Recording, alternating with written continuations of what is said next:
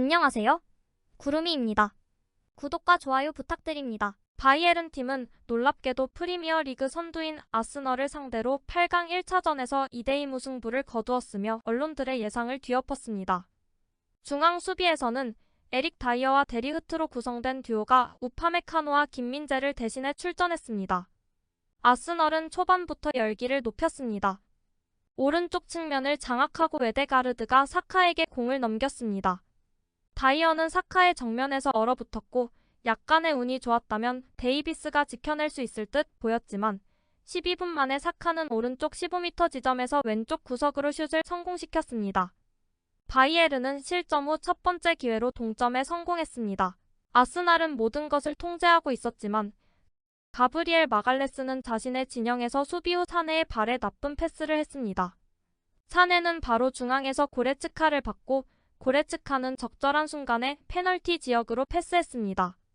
그나브리는 바로 파고들어 14m 거리에서 공을 왼쪽 코너로 밀어넣으며 전반 18분 동점에 성공했습니다. 32분경 사내의 멋진 단독 돌파 이후 원정팀 페널티 지역에서 파울을 당했습니다. 주심은 1초도 망설이지 않고 바로 그 지점을 가리켰고 케인이 페널티킥을 성공시키며 2대1로 역전시켰습니다. 75분경 아스널은 오른쪽 측면에서 스로인을 성공시켰고 사카는 페널티 지역에서 가브리엘 제주스에게 패스했습니다. 두 명의 수비수를 끌어당긴 후 트로사르에게 패스했고 동점골에 성공해 교체 투입된 선수들 간의 합작골을 만들어냈습니다. 90분경 케인이 왼쪽에 있는 무시알라에게 머리로 연결했습니다. 무시알라는 페널티 지역으로 드리블한 후 박스 가장자리에 있는 코망을 발견하고 코망은 바로 공에 발을 대보지만 왼쪽 포스트에 맞고 튕겨나와 아스널을 살렸습니다. 데이비스는 이 경기 후에도 문제가 있다는 지적을 받고 있습니다. 실점한 골이 왼쪽에서 나온 것은 우연이 아닙니다. 데이비스는 왼쪽에서 엄청난 문제를 겪었습니다. 투엘은 하베르츠가 벤 화이트에게 패스한 뒤 노이어가 2대0이 되는 상황을 막았다고 불평했습니다. 데이비스는 경기 시작부터 거친 태클로 일관했고 그 결과 전반 9분 옐로카드를 받아 출전 금지로 2차전에 결장하게 되었습니다. 아스널이 주로 오른쪽을 공격했기 때문에 데이비스는 극심한 압박을 받았고 특히 초반에 압도당하는 모습을 보였습니다. 아스널이 득점에 1대0을 만들었을 때 그는 상대 공격수 사카를 2번이나 놓쳤습니다. 경기가 진행되면서 데이비스는 조금 더 자신감을 갖게 되었습니다.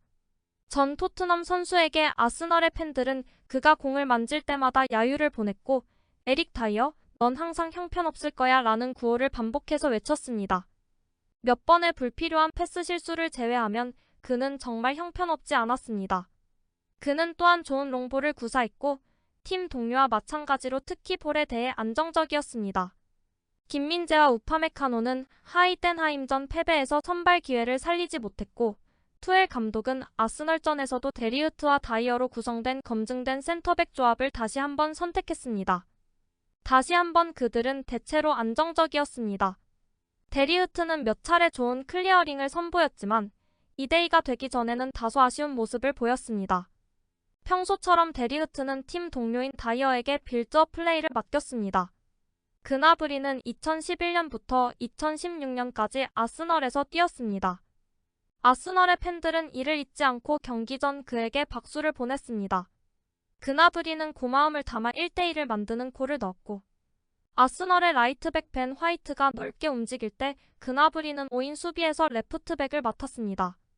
그는 후반 70분에 쓰러져 교체되어야 했습니다. 투엘은 그나브리가 햄스트링 부상을 입어 다시 결장할 것이라고 했습니다. 케인도 한때 아스널에서 뛰었지만 8살 때 잠깐 뛰었을 뿐입니다. 이후 런던 북부의 라이벌 토트넘에서 더비 영웅으로 거듭난 케인은 아스널을 상대로 역대 토트넘 선수 중 가장 많은 14골을 넣었고 이제 FC 바이에른 유니폼을 입고 첫 골을 기록하게 되었습니다. 그는 68분에 페널티킥을 침착하게 성공시켜 2대1을 만들었습니다.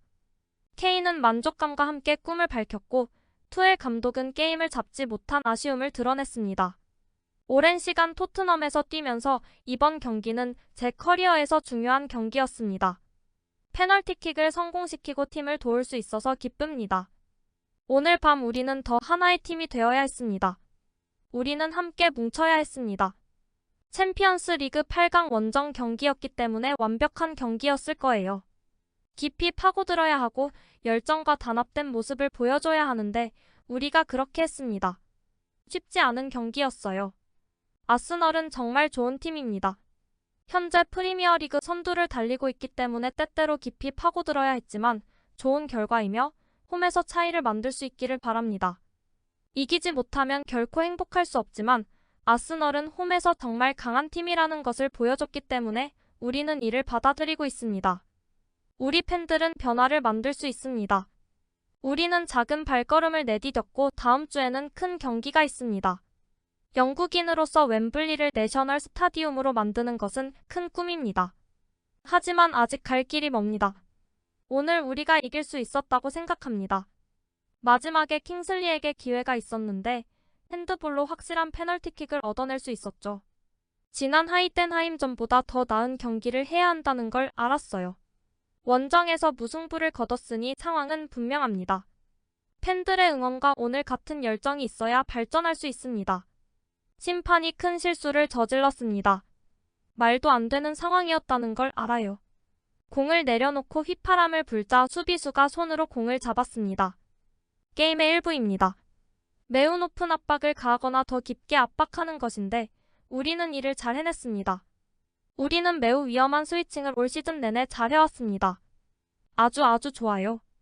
약간 다리를 절뚝거리는 것 같아서 제가 글을 내보냈어요. 안타깝게도 그나브리가 부상을 당했죠. 햄스트링입니다. 투엘 감독은 경기 종료 직전 노이어와 관련된 페널티킥 장면에 대해 멀리서 봤지만 다리가 떨어져서 마누엘 노이어와 부딪혀 보였다고 했습니다. 팬들도 핸드볼에 대한 아쉬움을 얘기하며 결과의 대체로 만족합니다. 하만 상임 심판도 아예 실수든 아니든 휘슬이 울린 후 공을 손에 쥐고 있으면 명백한 페널티킥이라고 말합니다. 원정골 규정이 폐지되었기 때문에 저는 여전히 50%의 확률만 봅니다. 지난 두 경기보다 더 많은 노력과 열정을 보여줬다는 사실만으로도 만족스럽습니다. 결과에 대해서는 약간 애매하지만 받아들이겠습니다. 이제 뮌헨으로 가서 유종의 미를 거둬야죠. 여러분은 바이에른이 심판의 어린애 실수로 판정받은 미친 핸드볼에 대한 기사를 작성해야 합니다. 널리 알려주세요. 이 심판은 다른 UCL 경기를 주관해서는 안 됩니다. 롤러코스터 같은 시즌을 보냈지만 결과에 만족합니다. 1차전이 끝나자마자 2대2라고 말씀해 주셨다면 좋았을 텐데. 비판할 부분은 많지만 전반적인 경기력이 훨씬 좋았고 사네와 그나브리 같은 선수들이 큰 활약을 펼쳤어요. 이런 변명을 하기 싫지만 심판은 정말 실망스러웠습니다. 우리는 여러 차례 파울을 당했지만 파울은 없었고 아스널은 하계 올림픽에서 인상적인 다이빙을 몇 번 했습니다. 케인은 황당하게도 옐로카드를 받았습니다. 하지만 주심은 노이어에게 페널티킥을 선언하지 않아서 다행이었습니다. 물론 저는 그것이 올바른 판정이라고 생각했습니다. 구독과 좋아요는 제작하는 데 큰 힘이 됩니다. 감사합니다. 다음에 또 보아요.